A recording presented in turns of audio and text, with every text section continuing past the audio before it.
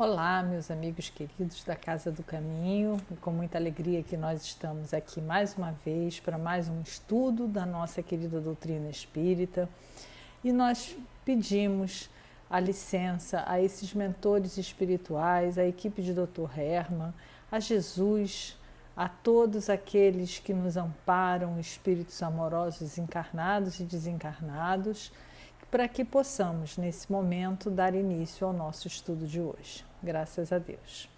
Queremos deixar aqui o lembrete de que, com a proximidade do Natal, a nossa casa está necessitando de arrecadar recursos para o pagamento das cestas das famílias, né? Muitas coisas já foram adquiridas para que pudessem ser montados os kits das crianças, brinquedos, enfim.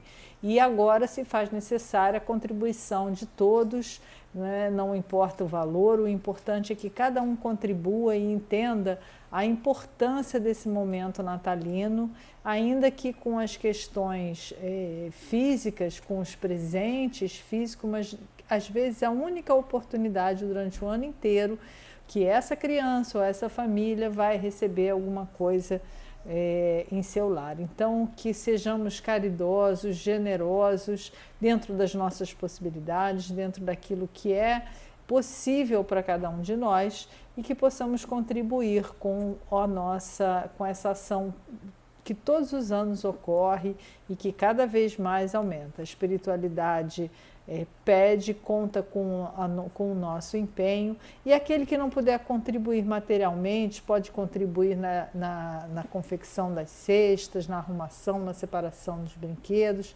Entre em contato pelas redes sociais, pelos apps, pelos grupos, né, de trabalho que possuem a Casa do Caminho, e falar diretamente com os responsáveis e se candidatar para esse trabalho voluntário. Então, que esse Natal seja o momento em que os nossos corações recebam esse convite ao trabalho, para que possamos nos fazer parte dessa equipe realmente de Jesus que aqui está conosco durante todo esse período.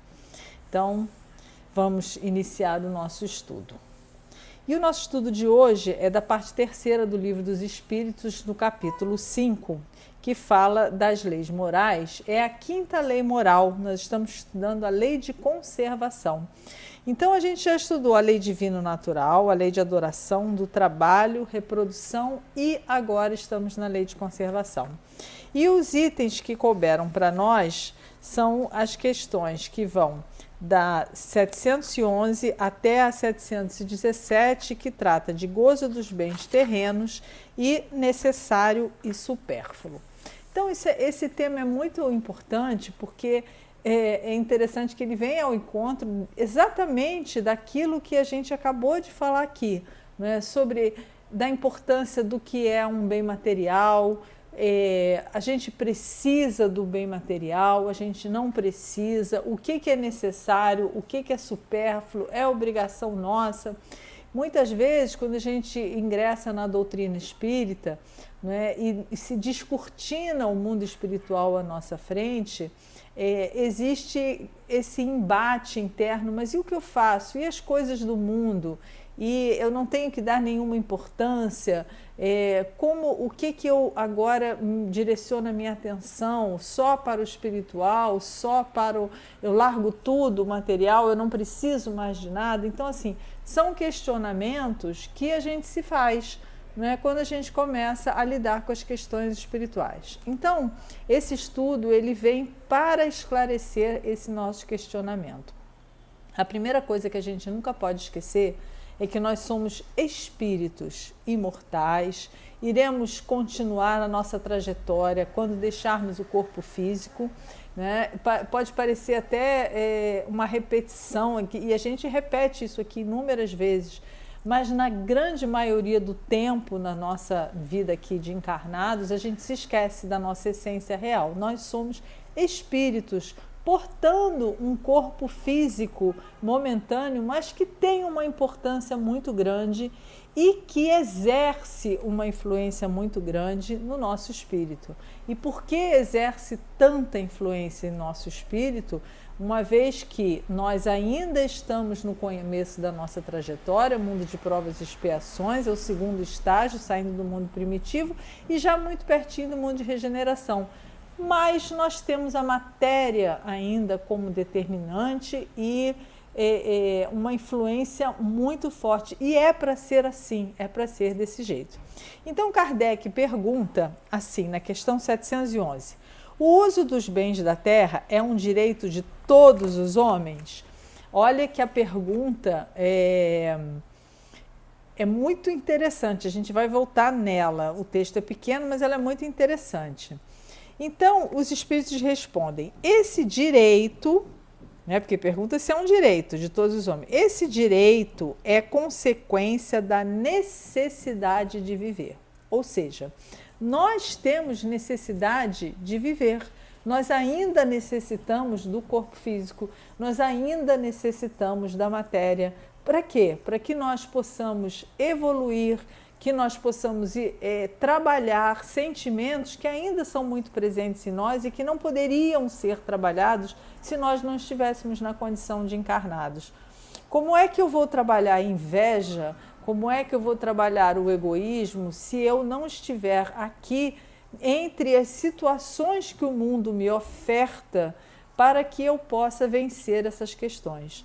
Né? Acho que a proximidade familiar, o núcleo familiar, que é uma grande escola, né? Se eu já estivesse liberto totalmente da matéria, né, eu não daria a atenção necessária para essa minha modificação e melhora. Então, nós necessitamos ainda do corpo físico. É uma necessidade para todos nós que estamos encarnados aqui. Então, viver na Terra, né, é uma necessidade e, por conseguinte, nós temos o direito, porque Deus jamais nos daria uma condição de vivência onde nós não pudéssemos realizar as tarefas, ou seja, se estamos na Terra, nós temos o direito de usufruir dos bens da Terra. Agora, uso e não abuso. Aí é que começa o estudo realmente da parte, né? E aí a gente pensa assim, mas tem tantas coisas muito boas na Terra, né? Nas questões materiais, nos bens materiais, né? Eu gosto tanto de tantas coisas, né? Das praias, das montanhas, eu gosto de ir à praia, eu gosto de passear, eu gosto de usufruir, eu gosto de usufruir do veículo, né? de possuir um carro ou de estar numa cidade onde eu tenho um bom transporte público, eu gosto de me vestir com uma boa roupa. Eu tenho que deixar de gostar disso? A gente nunca pode esquecer que nesse conjunto de leis divinas, uma das leis porque todas as leis se entrelaçam entre elas, leis divinas, e uma delas é a lei de progresso. Não existe em momento algum por parte da espiritualidade, consequentemente, como a espiritualidade é um reflexo da vontade de Deus, né, o desejo de que nós vivamos de forma pobre, ruim, feia, sem nenhum atributo de beleza. Pelo contrário, até porque a beleza é um dos atributos do Senhor. Tudo em nós pode ser belo. Nós podemos ver a beleza até num inseto que porventura nós consideremos repugnante, né? Se nós tivermos um olhar mais elaborado. Mas para o nosso olhar, que ainda é um olhar mais primário, né, nós nos contentamos com um determinado tipo de beleza. Por isso o nosso planeta é tão belo. Nós gostamos da praia, nós gostamos dos verdes, da montanha, do azul, das cores, do arco-íris. Então, esse tipo de oferta nos é dada por Deus para que a gente possa se sentir bem. Nós não conseguiríamos, com o nosso nível de insatisfação, com o nosso nível de rebeldia que o nosso espírito vivermos, por exemplo, em planetas mais áridos. Nós ficaríamos muito incomodados e não prosseguiríamos na nossa caminhada. Então é importante a gente entender que tudo aquilo que nos é ofertado, tudo aquilo que o planeta nos dá de forma natural, ele é belo para que nós possamos aqui nos sentir bem e podermos auxiliar na nossa caminhada. Como pais que ajudam os filhos, como procuram, né, entregar um material escolar para a criança bonitinho, quando a gente prepara uma cesta de Natal que tenha uma cara bonita, por quê? Para que aquilo seja de agrado nosso. E esse gozo, essa satisfação que é desperta em cada um de nós, ela é importante para que a gente avance. Sendo que, como nós vivemos em provas e expiações, muitas vezes o excesso, que é disso que ele vem falar, né? Esse excesso do gozo, da satisfação, ele é que atrapalha para nós. Então, por que alguns têm muito e outros têm nada tem? Né? Bom, cada caso é um caso, cada história é importante, mas ter na nossa condição, ter na nossa faixa evolutiva, ter uma condição material privilegiada, por o que a gente já entende, né, para aquilo que a gente já estudou, por tudo que a gente já compreendeu, significa o quê? Uma tarefa. Nós seremos desafiados ou a usufruir daquilo de forma egoísta, né? Ou pelo menos somente para o meu núcleo, porque a gente vê muitas situações dessa, pessoas que têm bastante e dividem tudo, mas dividem somente com o seu núcleo, não conseguem ampliar a visão. É o meu filho, é a minha família, é dentro do meu muro, né? Como se fosse um castelo onde tudo que está dentro é bem cuidado e o que está fora não interessa. E existe aquele outro grupo que entende que aquela possibilidade que lhe foi ofertada nessa vida é para que ele faça bom uso e multiplique e auxilie aqueles que menos têm. Então, pode ser uma prova e pode ser uma expiação. Nós vivemos em mundo de provas e expiações. Quando que vai ser uma prova? Olha, você terá essa possibilidade e você precisa fazer bom uso disso. E quando que é uma expiação? Quando muitas vezes a gente já teve tudo isso e nada tem dessa vida. E aí isso é sofrido para nós. Ou então quando tivemos ainda nesta mesma vida uma condição excepcional e inesperadamente, inexplicavelmente abruptamente tudo se esvai e a pessoa fica sem absolutamente nada da ordem material. Por que Deus faz isso? Porque Deus prova, coloca nessa situação. Vamos imaginar, né?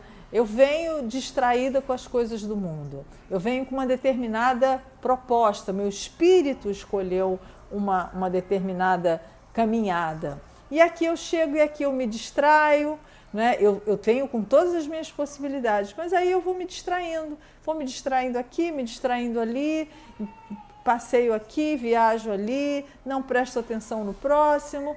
Num dado momento, quando já não mais tiver condição, tudo me será tirado para que eu volte a minha atenção a quê? A Deus. Então, atenção para que nós, e isso não se trata só dos bens materiais, se trata de todas as nossas possibilidades, não é, que nós temos no nosso próprio corpo. Às vezes a inteligência, eu venho com talentos, nós somos capacitados de muitos talentos. Né? Então, se eu tenho o talento da fala, que eu fale, não é o meu caso, mas eu procuro falar aquilo que foi para mim uma experiência. né? Quem tem o talento de cuidar de criança, que ajude nas evangelizações, nas escolas, em qualquer outro lugar, se voluntarie. Aquele que tem o talento do cozinhar, aquele que tem o talento do dirigir, aquele que tem o talento de administrar, enfim, são inúmeras possibilidades que o plano terreno nos oferece para que a gente possa dividir e multiplicar. Porque a única coisa que a gente divide e ela se multiplica é o conhecimento e o amor. Quanto mais a gente divide o amor, mais ele se multiplica. E o conhecimento é a mesma coisa, quanto mais eu espalho, mais ele cresce. Então a gente tem que ter isso em mente. E Deus espera que cada um de nós faça a nossa parte da melhor forma possível. Então os espíritos vêm trazendo essas explicações. E aí, Kardec coloca na questão 712 uma explicação assim: se o homem só fosse instigado a usar dos bens terrenos pela utilidade que eles têm, sua indiferença houvera talvez comprometido a harmonia do universo. Vamos pensar, isso aqui foi escrito em 1857. Será que nós não, o homem talvez tenha comprometido a harmonia do universo? Eu não vou dizer do universo, mas a harmonia do nosso planeta está muito comprometida e que talvez em 1857 não estivesse perceptível, até pelo conhecimento tecnológico que existia, né, na época, que era bem baixo. Então hoje a gente vê queimadas, hoje a gente vê desmatamento, hoje a gente vê os oceanos que são lindos, maravilhosos, destruídos. O que é isso? Senão o desejo intenso de usufruir de todos esses bens de forma indiscriminada. Né? Nós temos água em abundância no planeta, nós temos água em suficiência, não é em abundância, nós temos água suficiente. E por que a gente tem países que não têm água? Por que a gente tem locais onde é necessário que se faça grandes movimentos para que a água corrente chegue? Né? Então, a gente vai observando que a destruição climática do planeta é uma destruição oriunda do movimento de abuso do homem. É muito interessante quando a gente observa que um pequeno gesto nosso pode modificar muitas coisas. Eu me lembro que há uns 4 ou 5 anos atrás, se não me falha a memória, se for uma data diferente, vocês considerem, houve a implantação das sacolas biodegradáveis, né, nos supermercados e começou a cobrança. Né? E isso foi uma revolução muito grande. Mas vocês lembram de como era aquela farra da sacola do supermercado? Né? Então a gente vai vendo que é uma pequena ação. Hoje, aqui em casa, a gente tem umas 10 sacolas de pano para ir ao mercado aqui perto, coisa que a gente não fazia. Né? Então, eu fico imaginando que no correr de um ano, o quanto, né, deixei de depositar de lixo plástico na natureza. E são pequenas ações, é o copinho plástico, é a sacola, é a embalagem, é pensar no lixo, é separar o lixo, porque eu quero o meu planeta belo, eu preciso do belo. Nós tivemos uma experiência fantástica, né? Tirando a parte muito triste da época da pandemia, mas nós vimos os nossos mares, oceanos e matas ressurgirem em menos de 6 meses. Os 6 primeiros meses, onde todo mundo teve que ficar em casa, quem mora mais próximo ou do mar ou das montanhas, aqui principalmente no Rio de Janeiro, desse maciço, experimentou a presença de tucanos, macacos, pássaros raros, todos voltando muito rapidamente. A praia de Botafogo, que é um local conhecido pela sujeira nas suas águas, estava límpido e cheio de tartarugas e golfinhos. Então a gente vai vendo o quanto é encantador poder usufruir disso, ao invés de usufruir de simplesmente o conforto de jogar o meu lixo fora. É um movimento pequeno que pode modificar uma situação maior adiante. Então Kardec traz isso, que se o homem só fosse instigado a usar os bens pela utilidade que ele tem, só usar por usar, a gente estaria comprometendo a harmonia do universo. Então, a gente já tem uma pequena amostra que a gente é capaz, né, dentro da nossa ignorância, comprometer a harmonia da criação divina, né? E aí, Deus imprimiu a esse uso o atrativo do prazer, né? Porque a gente pergunta assim, então por que a gente gosta? Porque assim é o homem impelido ao cumprimento dos desígnios providenciais. A gente precisa ser estimulado ainda pela nossa não compreensão. E aí, Kardec pergunta imediatamente depois: traçou a natureza limites aos gozos? Traçou, para vos indicar o limite do necessário. Mas pelos vossos excessos chegais à saciedade e vos punis a vós mesmos. Aqui tem uma parte muito interessante. Os nossos excessos. Quantas vezes a gente se alimenta além do que é necessário? Né? E às vezes a gente se alimenta, porque a gente se alimenta com o olho em vez de se alimentar com a boca. Né? Então a gente se alimenta além do necessário, não consome tudo o que a gente colocou no nosso prato, manda de volta como lixo uma comida que poderia ser útil e ainda pensa: eu acho que eu vou passar mal, porque eu comi essa feijoada mais do que eu devia, bebi mais do que eu podia, então eu vou tomar um remédio para poder fazer a digestão. Esse é um ciclo que nós repetimos e repetimos e repetimos e repetimos, e esse é um exemplo. Né? Nós podemos usar o exemplo, por exemplo, dos carros. Né? Durante muito tempo, assim que surgiram os primeiros carros nos anos 60, 70 aqui no Brasil, assim os carros mais elaborados um pouco, as famílias compravam e ficavam 20, 30 anos com um carro. E hoje em dia existe um frenesi muito grande de se trocar de carro muito rapidamente. E criou-se na indústria, não só de carro, como de computadores, como de eletroeletrônicos, de eletrodomésticos, uma coisa chamada obsolescência programada, que significa aquele aparelho vai durar um X tempo. A gente coloca um tipo de material para que depois de um determinado tempo aquilo se quebre e a pessoa compre outro. Veja bem, no mercado de consumo, trabalho, isso funciona bem. Mas a gente precisa tomar cuidado. Será que eu preciso realmente comprar aquele objeto? Será que a minha televisão, eu preciso de uma televisão nova porque está na Black Friday e a gente está na semana da Black Friday, né, que é tentador e muitas vezes a gente se endivida e depois a gente não sabe como vai resolver com o cartão de crédito? Né? Mas estava barato, então a gente compra não só uma, como compra duas, aí bota uma no quarto, uma na sala, depois a gente reclama que o filho não está falando com a gente, que está lá na televisão assistindo uma coisa e eu estou assistindo outra. Então, assim, são movimentos que, no fundo, nós mesmos buscamos. Então, eu estou me referindo a coisas materiais.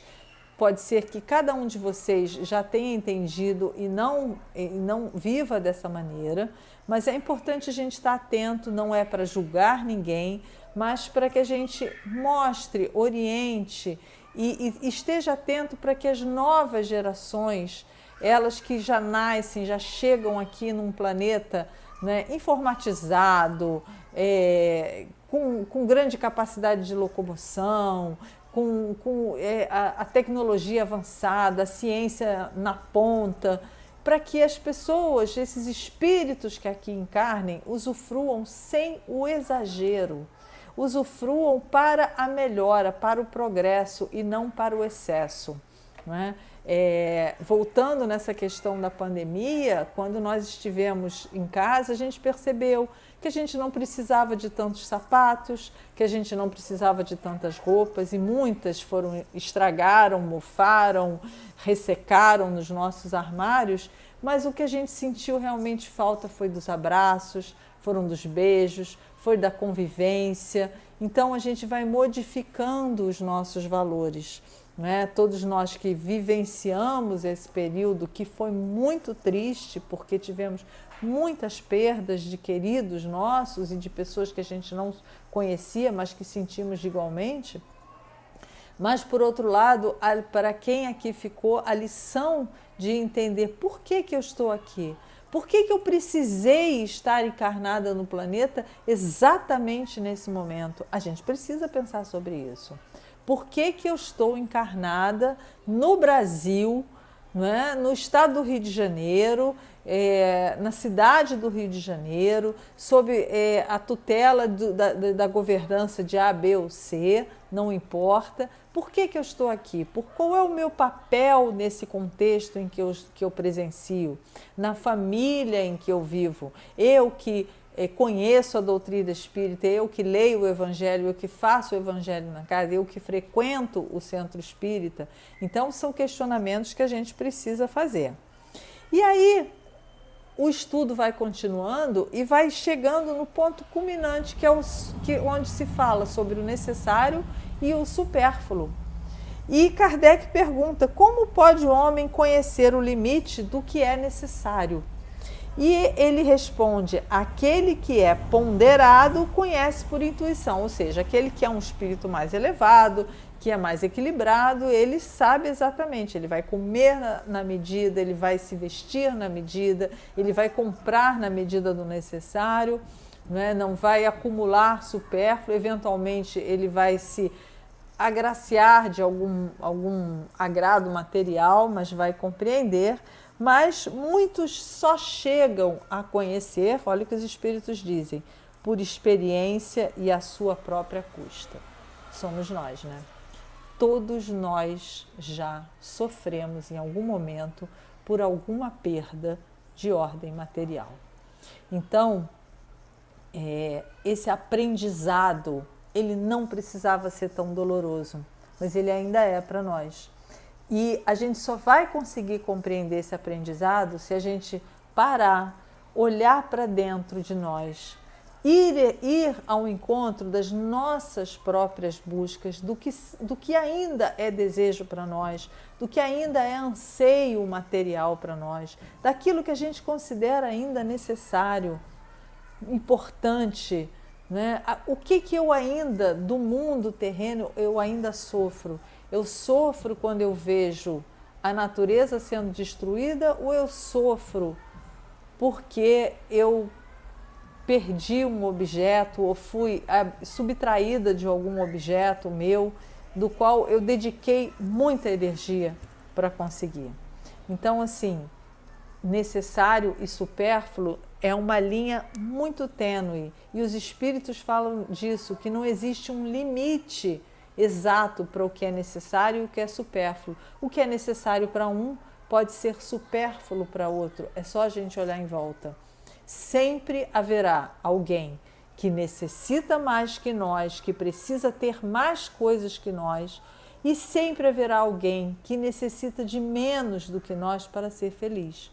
Então, que nós saibamos diferenciar, vivenciar e transitar por esse mundo, buscando para cada um de nós aquilo que é essência divina, sem nos esquecer da nossa obrigação de cuidar do que o Pai nos deixou, aquilo que Ele nos presenteou, não é? Com o nosso planeta tão lindo, com a natureza que nos brinda todas as manhãs, com o ar puro que nós podemos respirar, com a capacidade de nos relacionar com os nossos pais, nossos avós, mas também com os nossos filhos, com os nossos amigos, que nós saibamos, né, dar valor ao calor de um abraço, ao cheiro de um beijo, à possibilidade de levar um presente e ver nos olhos, que é matéria, a alegria que sai de dentro do espírito.